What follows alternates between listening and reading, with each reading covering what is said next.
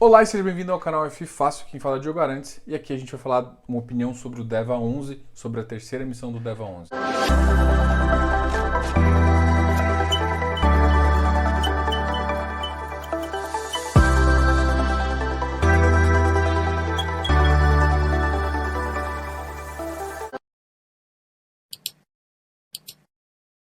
Vamos lá?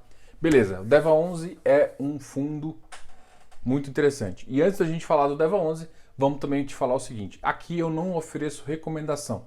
Aqui é simplesmente um vídeo de opinião baseado no relatório gerencial, onde eu compilo essas informações para você tomar a decisão. Então até o final você pode ter várias informações que vai te ajudar.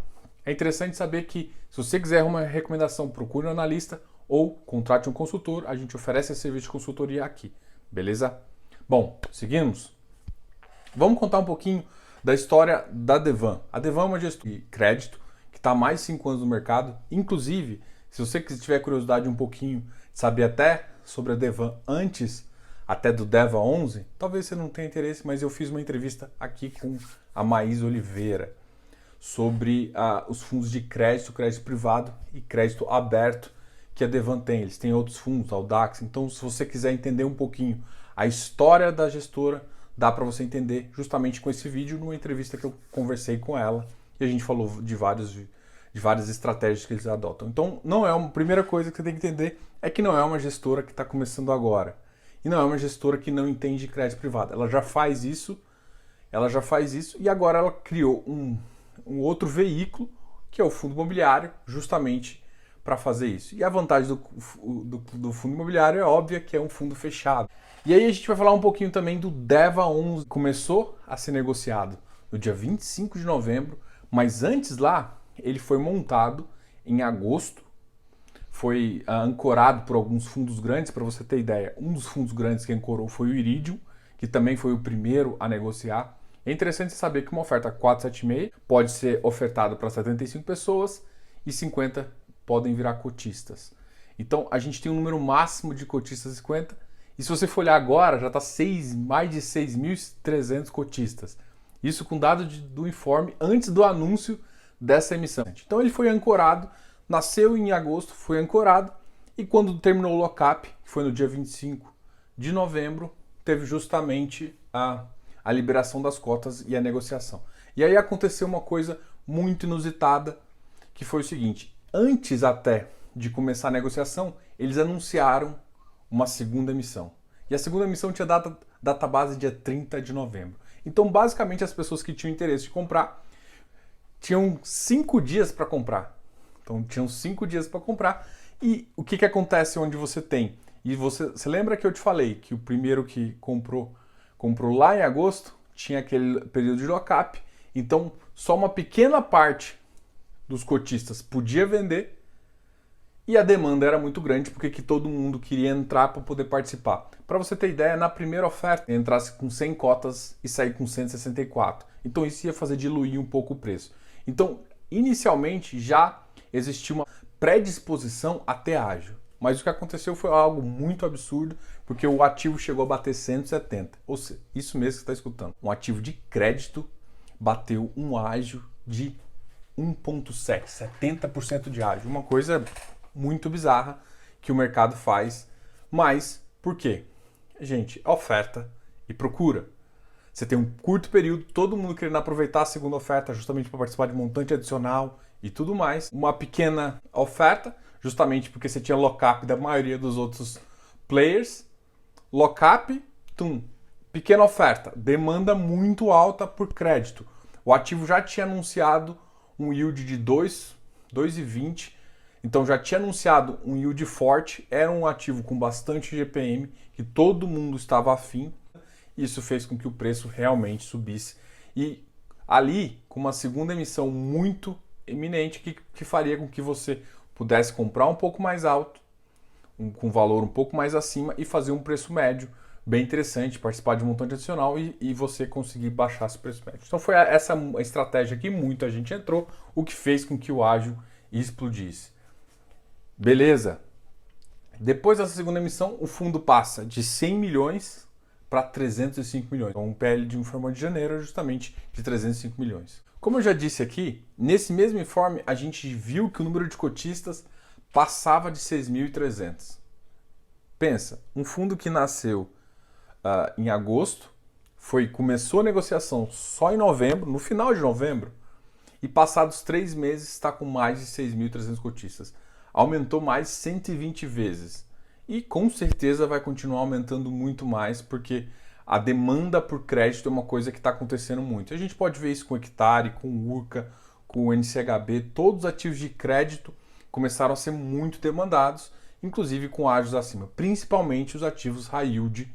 Além do patrimônio de 300 milhões, o fundo hoje tem um valor por cota, um VP por cota de aproximadamente 99,51. E no dia 12/2 o fundo pagou 1,95 por cota. Ou seja, mesmo com o IGPM caindo um pouquinho e mesmo com todas essas emissões, o fundo manteve um rendimento muito alto. Para você ter ideia, pegando a média dos últimos 3 meses, você tem dividendo por cota de 2,38. Isso dá mais ou menos 7,17% de yield. Pensa agora, a gente está num país onde a taxa de juros é 2% e em 3 meses esse ativo pagou 7,17%. Justifica ou não uma procura? Tá certo isso? Mas a questão aqui é o seguinte, por mais que tenha esses ágios, o número de emissão faz com que existe a possibilidade de você diluir seu risco baixando seu preço médio. Então, existe essa contrapartida. Outro detalhe muito interessante que a gente está comentando aqui é em termos de liquidez. É um fundo que, como eu já disse no começo, teve uma demanda muito forte e uma pequena oferta, justamente pelo número de cotistas. Agora está com um volume de negociação diária acima de 6,5 milhões. E vamos pensar que o ativo basicamente estava sendo negociado, o disponível para ser negociado era 100 milhões, porque 200 milhões ainda estavam em recibos da segunda oferta.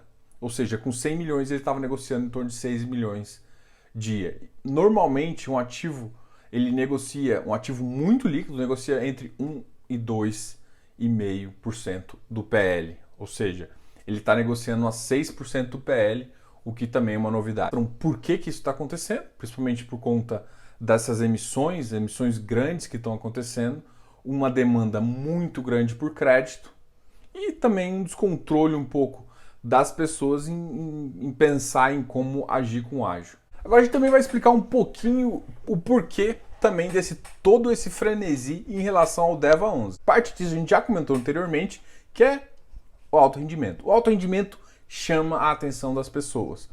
Não deveria, e assim, eu vou fazer um alerta aqui, apesar de ser falar desse ativo, eu vou fazer um alerta. Você não deveria olhar só isso. Você tem que ler bastante o relatório gerencial. E é isso que vai ser seu guia, e depois você tem que fazer uma avaliação de quanto você está disposto a correr de risco em cada um dos seus ativos, tá ok? Vamos só pensar o seguinte, o valor patrimonial por cota é de 99,51. O fundo pagou nos últimos 3 meses o equivalente a 7,17. Ou seja, em 3 meses ele pagou 3 vezes o CDI. Mais de 3 vezes, né? 3,5 se a gente for fazer uma conta. O IGPM foi um dos grandes motivos, né? Preponderantemente, esse ativo tem mais IGPM. E o IGPM ficou em 23% no ano de 2020. Um outro item muito interessante também, é só para você ter uma ideia, é a taxa média ponderada da carteira. A taxa média ponderada da carteira é na faixa de 11,21%.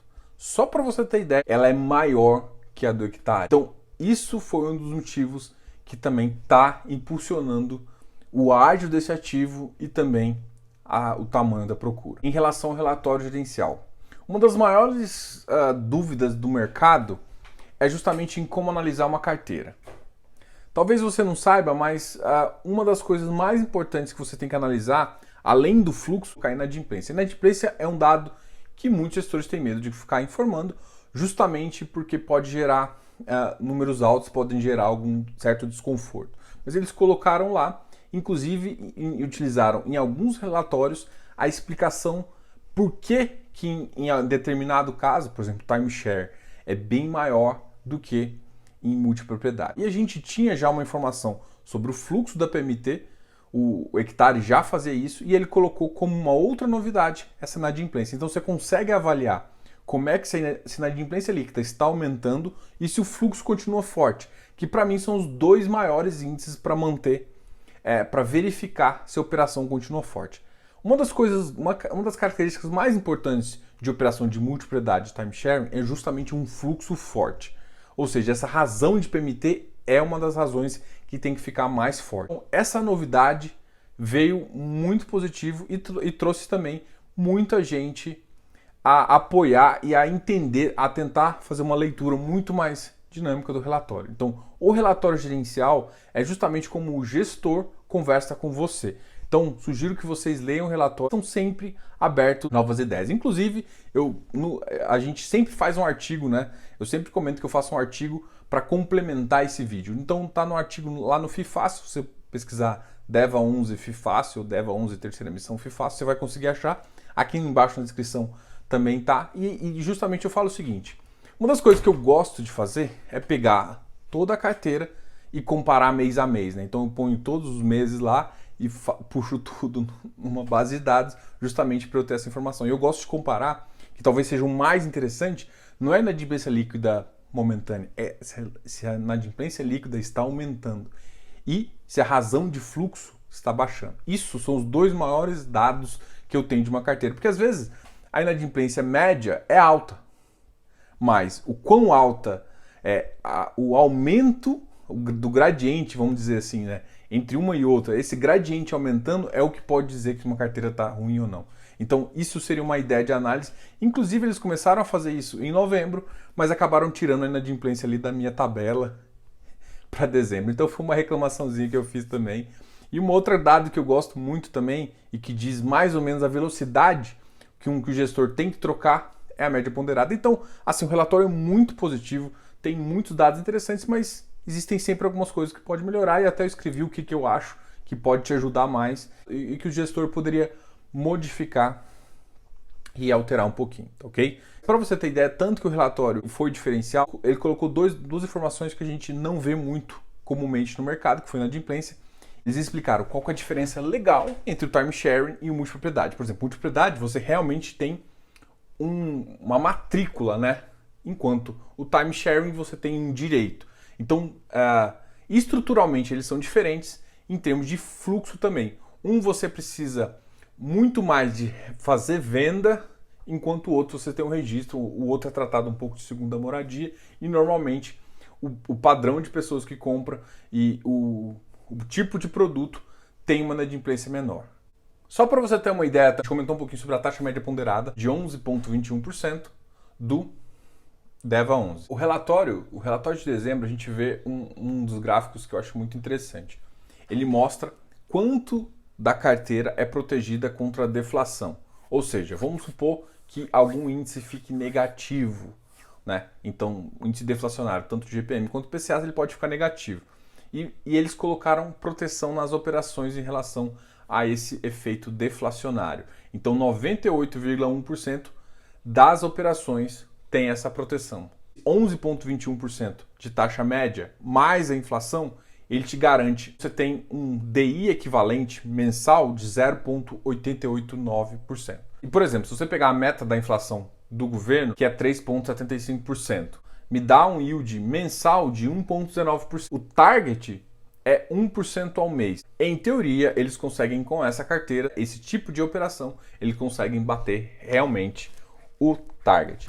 Eu não quero que você foque muito no target e mais na carteira, porque assim, a gente está falando de transparência, a gente está falando de uma boa taxa, ou seja, relatório gerencial muito positivo, a gente está falando de uma boa taxa, com boas estratégias na operação, mas a gente tem que também entender o risco da operação, o risco da multipropriedade, o que ela significa. Isso cabe dentro da sua carteira? Essa é a sua análise também. Então não é só simplesmente você olhar que é 1% de dividend yield. Pô, meta interessante, taxas interessantes, fazendo uma composição de carteira boa. Mas o que falta? O que falta é saber se essa estratégia adere à sua carteira e o quanto adere, tá? Eu tô fazendo um parêntese aqui no meio desse vídeo justamente porque a gente está falando muito de yields altos. Se você tem uma taxa de juros de 2% ao ano e você basicamente fala que um target de um ativo desse é 1% ao mês, você tem uma discrepância muito grande e que acaba gerando ágios, né? Que a gente sempre está falando aqui. Então, tome muito cuidado com isso, mas agora a gente vê a aderência disso na sua carteira. Um outro detalhe aqui que a gente comentou muito, inclusive no vídeo do hectare, eu sugiro que todo mundo aqui assista. Dois aspectos eu quero comentar aqui que fica muito pertinente também ao hectare. Primeiro, é uma exposição a FOTSEC, né? Os dois têm a mesma exposição a uma mesa securitizadora, o que eu não vejo problema, tá? Mas é uma coisa que você tem que saber. Um segundo detalhe também, que é muito importante, mesmo que a multipropriedade em termos de segmento fica 37%, parte do crédito corporativo também é ligado à multipropriedade, é de empresas ligadas à multipropriedade, o que faz com que, se eu somar multipropriedade e timeshare, passa de 60%. Então, como segunda moradia, a carteira passa de 60%. Então, é isso que eu quero que você entenda. O que eu estou querendo te mostrar aqui é o tamanho da exposição nesse tipo de segmento ou no segmento de segunda moradia, beleza? Eu acho que é interessante em termos de fluxo, mas tem que entender que é uma atividade um pouquinho mais de risco. E parte dos ativos corporativos, parte das operações corporativas que o Deva está fazendo, e vale para o hectare também, são ativos ligados a empresas que fazem multipropriedade. Então você está emprestando para uma empresa que inclusive parte do cessionamento dela é de direito também lá. Novamente falando aqui da velocidade de alocação do ativo. Em novembro foi quando o ativo ficou com o caixa maior, ou seja, ele conseguiu pegar esses quase 200 milhões na segunda oferta e o máximo de exposição de caixa foi de 14%. E essa velocidade de alocação faz com que todas as novas emissões quase não tenham perda em relação ao rendimento e faz com que isso atraia muito mais gente para esse tipo de produto. O ativo tem todos os indexadores, está com 14% CDI, 41% IPCA e 45% em IGPM. Ou seja, o IGPM está levemente maior, a gente tem que ver depois dessa terceira emissão, muito provavelmente o IPCA vai começar a ultrapassar. Por quê? Porque hoje a maioria das operações estão vindo com esse tipo de índice justamente por preferência dos tomadores de crédito.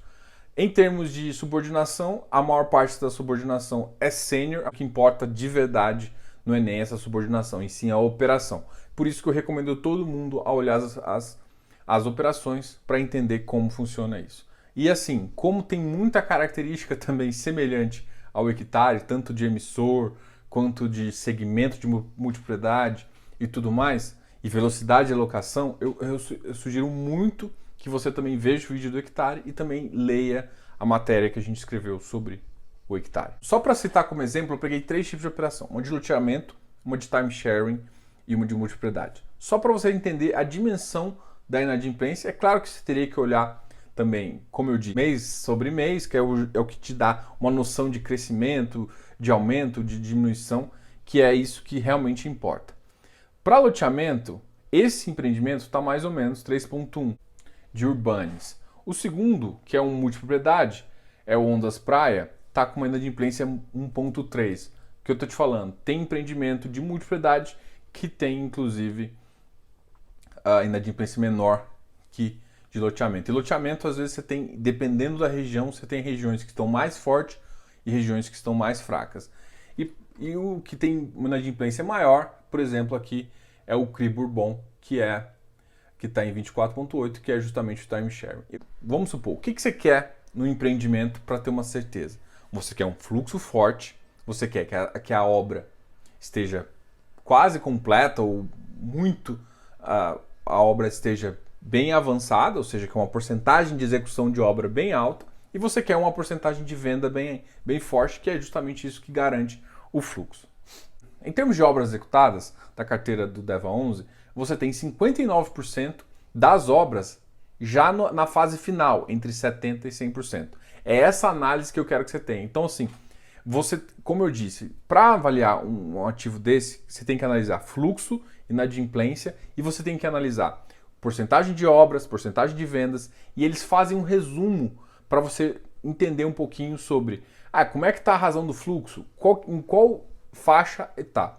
Os dois que eu gosto mais de ver, porque a razão do fluxo e a razão do saldo devedor, eu prefiro ver ela dentro da operação e eu prefiro ver a mudança do fluxo, que é isso que importa, a mudança do fluxo. O fluxo começar a chegar perto do limite, que ele tem uma gordurinha ali da operação, isso é o que me indica se a operação está começando a ficar boa, ruim, o que está acontecendo. Agora, do ponto de vista de obra, o que eu quero é que a obra esteja mais, que as vendas estejam mais. Para você ter ideia, entre 70% e 100%, a gente tem mais ou menos 59% da carteira. Entre 80% e 100% em relação às vendas, a gente tem 48%. E aí vamos pensar assim, 48% talvez em termos de venda não é tão positivo, mas aí vamos pensar no resto, 60% a 80%, mais 41%. Ou seja, vamos pensar o que pode ser preocupante, que a porcentagem de vendas está abaixo, 11% está abaixo de 60%. Isso que seria, essa é a ideia. Então vamos pensar em níveis de risco. Esse seria onde eu focaria mais a atenção. É essa a ideia. Então esse resumo para mim é muito legal. Então de parabéns. E isso tem que ser o seu termômetro para entender. Ou seja, o número de operações abaixo de 60% de venda começou a aumentar. O que isso significa? Que não significa que por exemplo, que o empreendimento pode ter não pegado venda ainda. Isso gera um risco para você, isso gera um risco para a operação, tá ok? É mais ou menos isso que eu quero te falar. Em termos de obra executada, vamos pensar entre 10% e 50%, ou seja, a obra está muito no início, só 11%. Então eles realmente mantêm a maior parte da carteira já na fase final, onde o fluxo está mais forte, e não na fase inicial. Mas sim, tem 11% aqui da carteira em fases iniciais de obra e fases iniciais de venda. Sobre a terceira emissão, o preço do follow-on dessa terceira emissão é de 102,61 e tem uma proporção de 89,97. Você lembra que a proporção da segunda foi 64? Então já diminuiu. E o fundo, se ele conseguir sair bem dessa terceira emissão, ele vai passar de 300 milhões para 630 milhões. Você lembra que em agosto ele começou um fundo de 100 milhões de captação? Ele está multiplicando por 6 em menos de 6 meses. Essa é a velocidade do DEVA 11. E a gente vai falar o seguinte, e é novamente uma 476, mas essa 476 é um pouco diferente. É uma 476 para cotistas. E a base de cotistas está cada vez maior. Como eu já comentei, mais de 6.300 pessoas. Uma oferta de 275 milhões, podendo chegar a mais 20% do montante adicional. A gente não vai ter direito negociável, então a gente não vai ter um DEVA 12, mas a gente vai ter o direito de preferência entre os dias 11 e 25 de fevereiro. E a liquidação vai ser no dia 26. O período de sobras vai ser entre o dia 2 e o dia 5 de março, tá ok? E aí, o que vocês estão achando do DEVA? Gostou? Talvez esse seja um dos lados mais legais que a gente está comentando aqui. Como é que você analisa um fundo de CRI? É justamente pelas operações. O saldo da PMT, justamente a razão da PMT para saber se o que está caindo na conta paga a PMT, a razão do saldo devedor LTV é importante? É, mas é menos importante que a razão. Principalmente em multipropriedade, onde o que é mais importante é o fluxo. É isso que eu quero que você analise. Depois, você tem que ver o seguinte, cara, como é que está o andamento da obra? A maior parte do andamento da obra está bom? Está quase no 100%, ou seja, quase finalizou? Quanto mais perto de finalização, mais perto tem da galera devolver. Então isso também é um indício de inadimplência, que te ajuda na inadimplência. E depois você tem assim, e aí as vendas? Estão boas, não estão? E por último, você olha, é claro, na inadimplência. Então esses seriam os pilares para você analisar uma boa operação.